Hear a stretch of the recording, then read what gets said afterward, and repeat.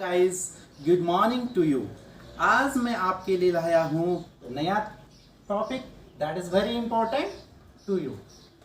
सीमांत उपयोगिता एवं कुल उपयोगिता का अर्थ एवं सूत्र और इसके बीच में संबंध। यदि आप 12वीं कक्षा के स्टूडेंट हैं तो ये टॉपिक आपके लिए बहुत ज़्यादा महत्वपूर्ण है।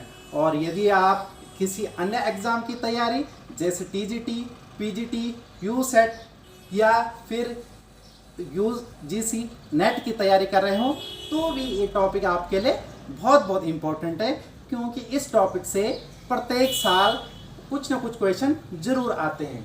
तो लीजिए, सीमांत उपयोगिता एवं कुल उपयोगिता का अर्थ एवं सूत्र, यानी meaning of marginal utility and total utility and their formulas. यानी सीमांत उपयोगिता को क्या कहते हैं इंग्लिश में? Marginal utility. और कुल उपयोगिता को बोलते हैं टोटल यूटिलिटी।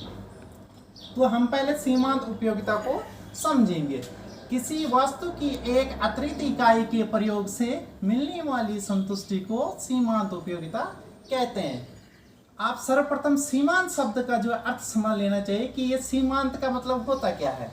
सीमांत का मतलब है एक अतिरिक्त इकाई, यानी जब हम क्या करते हैं, किसी वस्तु की एक अतिरिक्त इकाई का प्रयोग करते हैं तो उससे मिलने वाली संतुष्टि को हम क्या बोलेंगे? सीमांत उपयोगिता। तो आपने इस वर्ड को ध्यान रखना है कि सीमांत का मतलब है एक अतिरिक्त इकाई। या फिर हम इसे इस ढंग से भी कह सकते हैं, एक अतिरिक्त इकाई के उपयोग से कुल उपयोगिता में जो वृद्धि होती है उसे हम सीमांत उपयोगिता कहते हैं। देखिए, यहाँ पर ये आपके लिए तालिका लाया हूं बना करके। सीमांत उपयोगिता है, देखिए यदि हमें क्या है, पहली इकाई से सीमांत उपयोगिता 20 है तो दूसरी से क्या होगी? 15। यानी हमें सीमांत उपयोगिता जो होती है वह घटती हुई हमें प्राप्त होती है, क्योंकि हमारे जो संतुष्टि का लेवल है वो घटता जाता है। जैसे जैसे जो हम क्या करते हैं, नई इकाई या फिर अतिरिक्त इकाई का प्रयोग करते हैं, क्योंकि हमारी संतुष्टि में क्या होती है, उसकी उपयोगिता हमारे लिए कम होती जाती है। इसका मतलब ये है कि सीमांत उपयोगिता जो होती, इसका मतलब ये है कि एक अतिरिक्त इकाई के उपयोग से कुल उपयोगिता में जो वृद्धि होती है उसे हम क्या कहेंगे? सीमांत उपयोगिता कहेंगे। अब बात आती है कुल उपयोगिता की। वस्तु की विभिन्न इकाइयों से प्राप्त इकाइयों की उपयोगिता के जोड़ को सीमांत उपयोग के जोड़ को कुल उपयोगिता कहते हैं।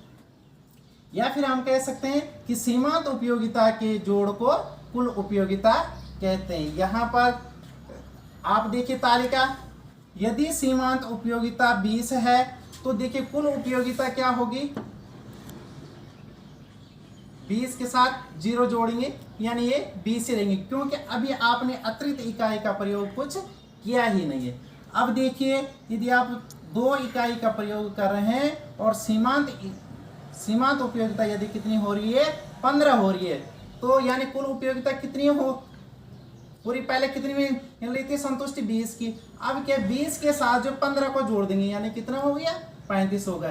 अब क्या होगा? 35 के साथ जो 10 जोड़ देंगे तो कितना हो गया? 45। 45 के साथ 5 जोड़ेंगे तो 50। 50 के साथ 0 जोड़ेंगे तो कितना होगा? 50 होगा। यहाँ पर क्या हो रही? पूर्ण संतुष्टि हो जा रही है।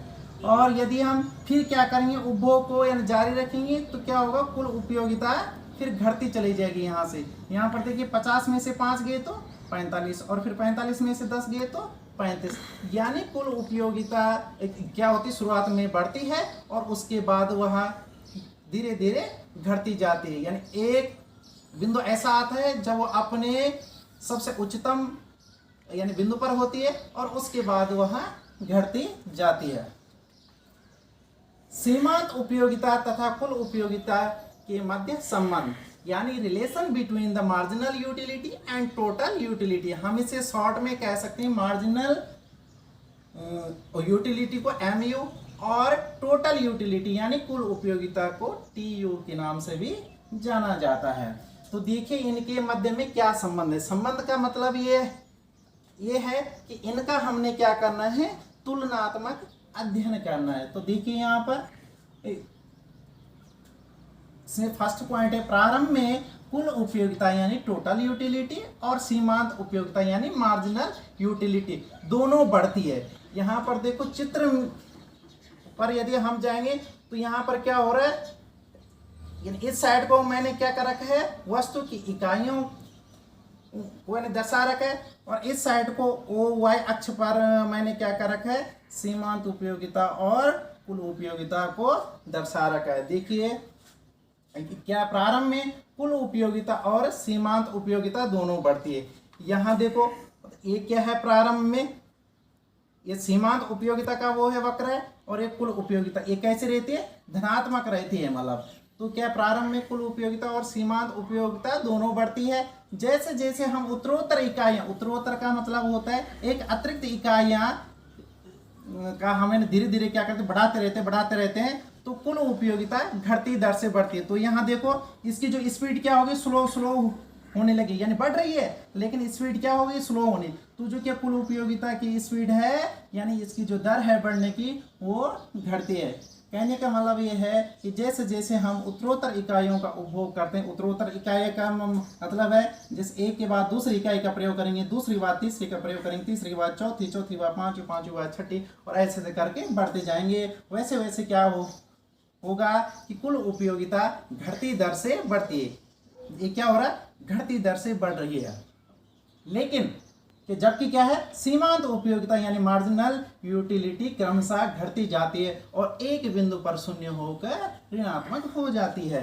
देखिए यहाँ पर ये क्या है, सीमांत उपयोगिता है, सीमांत उपयोगिता यानी मार्जिनल यूटिलिटी। लेकिन मार्जिनल यूटिलिटी क्या हो रहे हैं कि धीरे धीरे जैसे जैसे हम क्या करें, नई इकाइयों का क्या करें उपयोग कर रहे हैं, वैसे वैसे सीमांत उपयोगिता घटती जा रही है, और यहाँ पर क्या हो रही है, शून्य पर पहुंच रही है, और शून्य के बाद क्या हो रही है, ऋणात्मक हो रही है। यानी हम क्या कर रहे हैं, तुलना कर रहे हैं कि जब ये क्या हो रही है, बढ़ रही है घटती दर से, तो ये क्या हो रहा है, घट रहा है। जब ये क्या हो जाती है, जब कुल उपयोगिता अधिकतम होती है, यहाँ पर देखो जब कुल उपयोगिता अधिकतम होती है तब सीमांत उपयोगिता शून्य होती है। यहाँ पर देखिए ये क्या, कुल उपयोगिता क्या है, अधिकतम, यानी ये जो है आपकी मैक्सिमम पॉइंट पर है, और यहाँ पर क्या हो रही है, ये जो सीमांत उपयोगिता है ये शून्य पर क्या हो रही है, जा रही है। यहाँ पर देखो ये शून्य पर है, यानी सीमांत उपयोगिता शून्य है, तब क्या हो रहा है कि जो कुल उपयोगिता है वो अधिकतम पॉइंट पर या अधिकतम बिंदु पर पहुंच रही है, और उसके बाद क्या हो जाती है, सीमांत उपयोगिता ये ऋणात्मक हो जाती है। देखो ये क्या -5, ये क्या माइनस में 5 है, और क्या माइनस में 10 है, यानी ये क्या हो रही, ऋणात्मक हो रही है। जब कुल उपयोगिता घटने लगती है तब सीमांत उपयोगिता ऋणात्मक होती है। अब देखो यहाँ पर जब कुल उपयोगिता क्या होती है, अपने उच्चतम बिंदु पर होती है, तो उसके बाद क्या हो जाता है यहाँ पर कि यहाँ पर ये घटने लग जाता है, यानी कुल उपयोगिता यहाँ से क्या होने, डिक्रीज होने लग जाती है, और जब ये डिक्रीज होने लग जाते कुल उपयोगिता, तो हमारी जो सीमांत उपयोगिता है वो यहाँ से 0 से नीचे चली जाती है, यानी ये माइनस में क्या होती है, चली जाती है। अब हम इसको एक जो तालिका के माध्यम से फिर यानी विस्तृत ढंग से समझेंगे। यहाँ पर देखो जब क्या वस्तु की इकाइयाँ 1 है, तो यहाँ सीमांत उपयोगिता क्या हो रही, 20 हो रही है। जब वस्तु की उपयोगिता और जब हम क्या करें, वस्तु की 2 इकाइयों का प्रयोग कर रहे हैं, तो सीमांत उपयोगिता 15 हो रही है, यानी घटती जा रही उपयोगिता। जब 3 का करें तो 10, 4 का करें तो 5, 5 का करें तो 0। 0 का मतलब ये है, सीमांत उपयोगिता 0 का मतलब है पूर्ण संतुष्टि। अब हमारा क्या भर गया, पेट भर गया, जैसे कि अब हमें बिल्कुल चाहिए नहीं, यानी हमारी पूर्ण संतुष्टि हो गई है।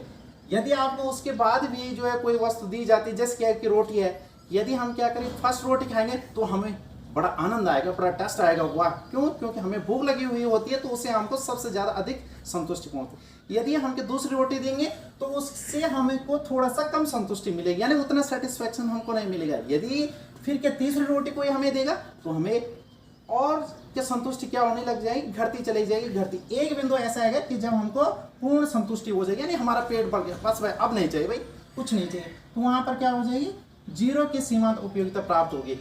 यदि कोई उसके बाद भी आपको क्या देगा, रोटी देता रहेगा, तो उससे क्या होगा, उससे ये होगा कि आपकी जो सीमांत उपयोगिता है वो शून्य के बाद सीधे माइनस में चली जाएगी। तो कहने का मतलब आप सीमांत उपयोगिता के बारे में समझ चुके हैं। अब आती है बारी कुल उपयोगिता की, कि ये होता क्या है कुल उपयोगिता। तो सिंपल सी मैंने यहाँ पर भी आपको जो परिभाषा दी है कि सीमांत उपयोगिता के जोड़ को कुल उपयोगिता कहते हैं। देखिए ये जो, यदि हम 20 का 20 और 20 के साथ कितने जोड़ेंगे, 15 जोड़ेंगे तो 35 होगा, 35 के साथ 10 जोड़ेंगे तो 45 होगा, और 45 के साथ 5 जोड़ेंगे तो 50 होगा, 50 के साथ 0 जोड़ेंगे तो भी यानी उसका मान उतना आएगा कि इसके साथ यानी -5 कर देंगे तो ये 45 हो जाएगा, और 45 के साथ -10 करेंगे तो ये 35 हो जाएगा। इस प्रकार से हमारी ये उपयोगिता प्राप्त हो गई।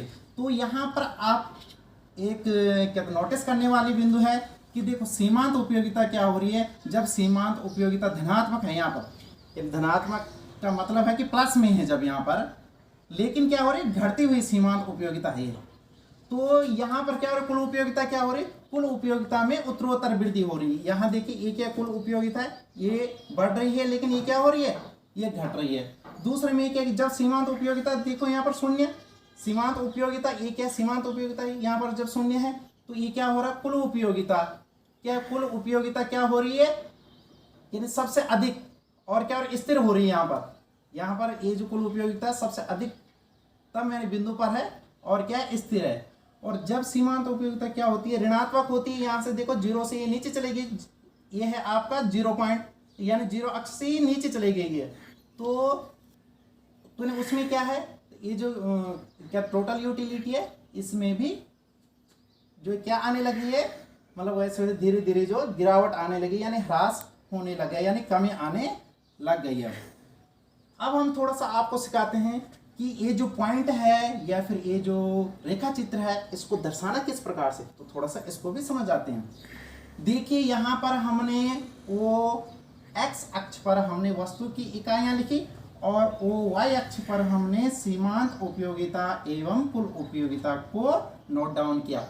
हम पहले ये देखते हैं चित्र में कि हमारे आंकड़े कहाँ तक है, यानी उनका विस्तार कहाँ तक है। तो देखो इसमें हाईएस्ट पॉइंट कितना है, 50 पॉइंट, इसमें 50 है, और इसमें भी देखो 20 है, और इसमें कितने 50। कहने का मतलब हमें जो क्या करना है, y अक्ष पर हमारे पास जो है कितने अंक होने चाहिए, अधिकतम 50 तक होने चाहिए।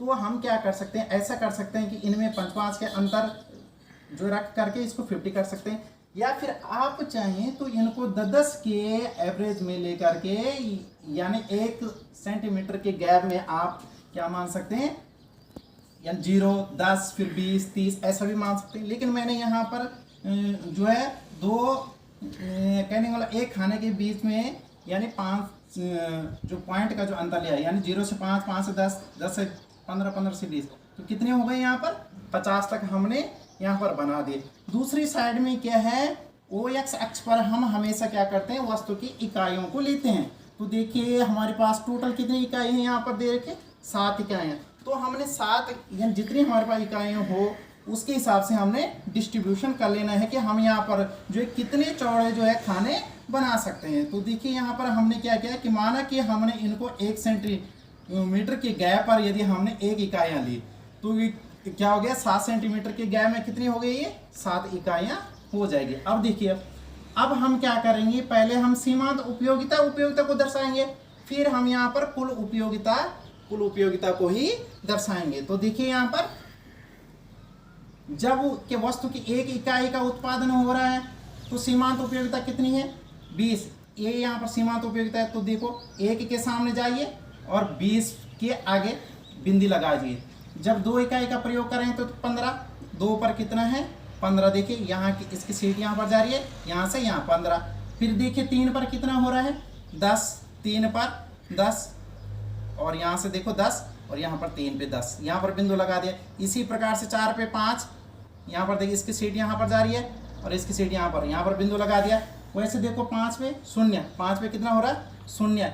इसी प्रकार से देखो 6 पे कितना हो रहा है -5, 6 पे कितने -5 ए है यहाँ पर, इसकी सीट देखिए यहाँ पर हमने पॉइंट लगा दिया।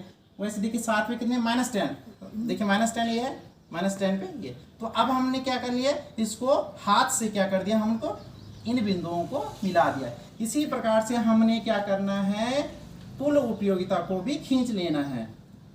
यहाँ पर पहले बिंदु खींचने हैं कि एक इकाई पर कितनी कुल उपयोगिता है, 20। एक पर कितनी है, 20। देखिए इसी प्रकार से 2 का देख लेना है कि कितना है, फिर 3 इकाइयों पर कितने हैं, 4, 5 है, और फिर इनको क्या करना है, इन बिंदुओं को आपस में मिला देना है। इस प्रकार से आपके क्या बनेगा, सीमांत उपयोगिता बन जाएगी और कुल उपयोगिता का जो फिगर है वो बन जाएगा। तो ये पॉइंट आपको आपके जीवन के लिए बहुत ही इम्पोर्टेंट है। इसको सही ढंग से वीडियो को वॉच करें और सही ढंग से समझें। Thank you.